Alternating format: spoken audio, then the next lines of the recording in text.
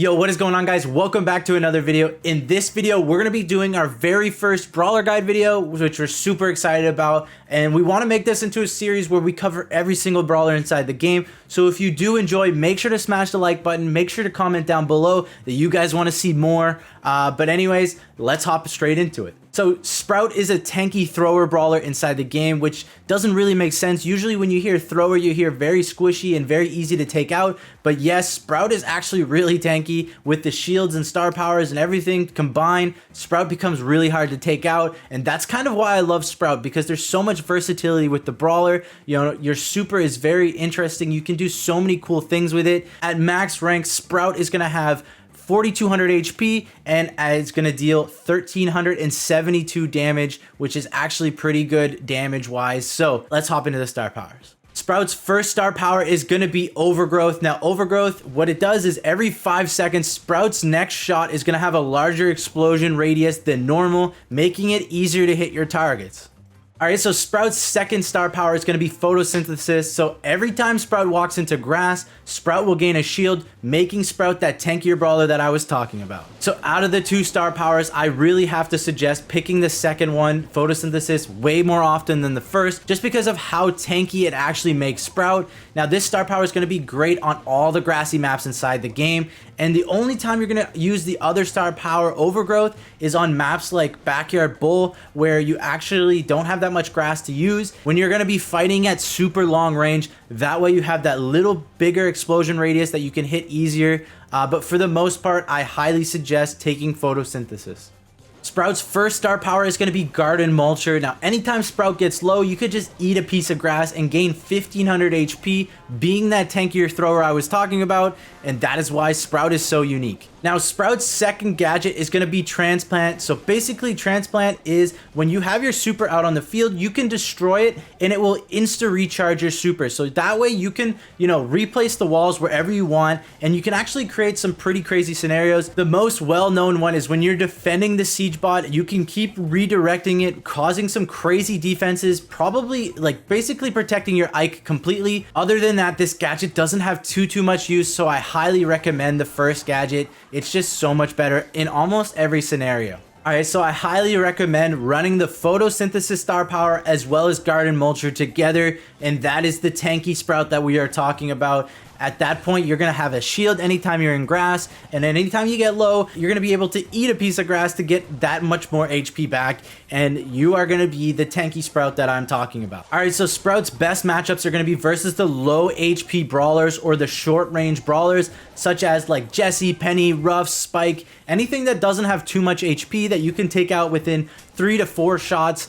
That way you don't have to waste too much ammo. You're just going to be able to take out your laner pretty quickly, move up the map, and they're not going to be able to reach you with their short range. So yeah, those are Sprout's best matchups. Sprout's worst matchups are going to be versus the tanky high mobility brawlers such as like Max, Edgar, Mortis, Frank, anyone with a lot of HP or anyone that can move around the map fast. That way it's going to be hard for Sprout to hit shots, and if you get up close to Sprout, there's almost no way Sprout's going to be able to take you out, and then you're just going to be able to get free kills, charge your super on Sprout, and it's very hard for Sprout to do anything. So those are Sprout's worst matchups. Also, a little side note, Tick is actually very good versus Sprout. If you want to play a thrower v thrower, Tick has that little extra range on Sprout. That way Sprout is not going to be able to close the gap, and you're going to just be able to charge your super at a far range, and eventually you're going to be able to take out the Sprout with time. Don't play it too aggressive because Sprout still 3-shots you.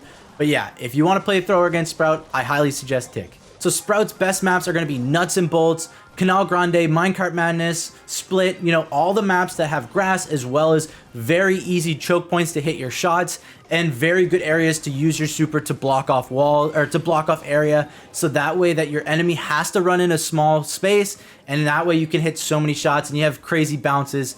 But yeah, those are going to be Sprout's best maps. Alright, so here are going to be 5 tips you're going to want to keep in mind when you're playing Sprout at all times. So the first tip is going to be to never auto-aim your shots. Now, Sprout's auto-aim is really bad. In almost every scenario, I suggest never ever auto-aiming, because the auto-aim actually misses almost every time. So you're going to want to aim your shots, aim your bounces. The more and more you get used to it, the better you're going to become with Sprout. So I suggest, again, never auto-aim your shots. Now, the second tip to keep in mind is going to be bounces can increase your range. Now, you can play around with this a little bit, but if you bounce your shot off a wall, you can actually increase your range by a significant amount. And once you start noticing these bounces, you're going to be able to hit targets when they're least expecting it, stopping their healing, and it becomes super important. So play around with that a little bit, and that will help you become better at Sprout.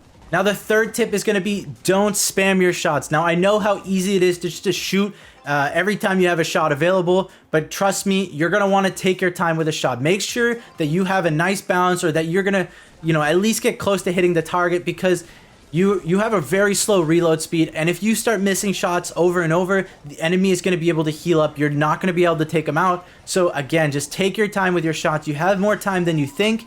And trust me, if you take your time, you're going to hit more shots with Sprout inside the game. Now, the fourth tip is going to be to play safe as a thrower brawler. Now this goes for most thrower brawlers. You're going to want to play at max range, or at least close to max range. But for Sprout, especially at max range, it is easier to hit your shots, in my opinion. Up close, Sprout has a very hard time hitting shots, but at far range, it is much easier to guess where your bounces are going to go, or predict where your bounces are going to go. So I highly suggest keeping your range.